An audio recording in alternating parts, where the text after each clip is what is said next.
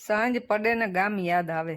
સાંજ ઢળવા લાગે એટલે મન કંયાક દૂર ગામ તરફ દોડી જાય છે.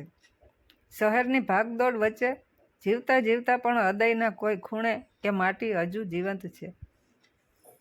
જેમાં બાળપણ રમ્યું હતું એ ધૂળ આજે પણ યાદ આવે છે. જેમાં દોડતા દોડતા પગ ગંદા થઈ જતા હતા, પણ મન ખુશીથી ભરાઈ જતું હતું. એ ફળિયું યાદ આવે છે જ્યાં આખો દિવસ રમ્યા પછી પણ થાક લાગતો ન હતો. એ દિવસોમાં ન તો મોંઘા રમકડા હતા, ન મોબાઈલ હતા, ન કોઈ ખાસ સુવિધાઓ હતી. પછી છતાં જીવનમાં એક અજોડ આનંદ હતો. મા બાપ ખેતરમાં કામે જાય ત્યારે દાદા અને દાદી જ આપણું આખું જગત બની જતા હતા.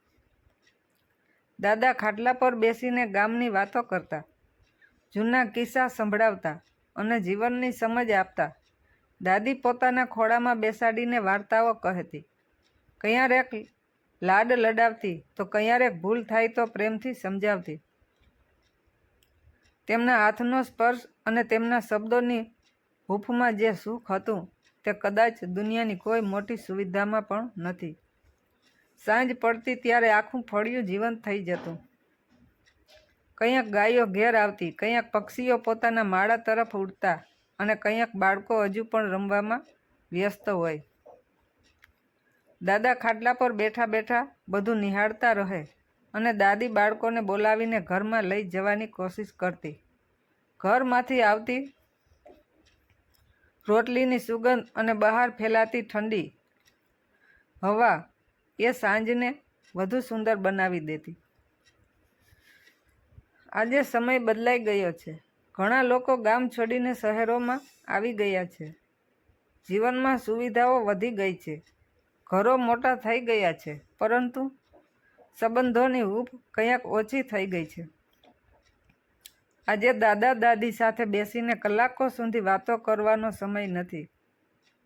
ફળિયામાં બાળકોના ટોળા જોવા મળતા નથી અને સાંજનો એ નિર્દોષ આનંદ પણ ધીમે ધીમે યાદોમાં સમાઈ રહ્યો છે. પરંતુ જ્યારે પણ સાંજ ઢળે છે ત્યારે મન ફરી એ જ ગામમાં પહોંચી જાય છે. એ માટી યાદ આવે છે, એ ફળિયું યાદ આવે છે, એ લાકડાનો ખાટલો યાદ આવે છે અને એ દાદા દાદી યાદ આવે છે,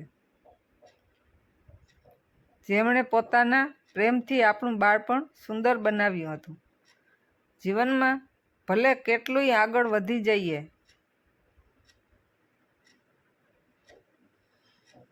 પરંતુ ગામની યાદો, દાદા દાદીનો પ્રેમ અને બાળપણની એ નિર્દોષ સાંજો ક્યારેય ભૂલાતી નથી. કારણ કે એ માત્ર યાદો નથી, એ આપણા જીવનની સૌથી અમૂલ્ય મૂડી છે.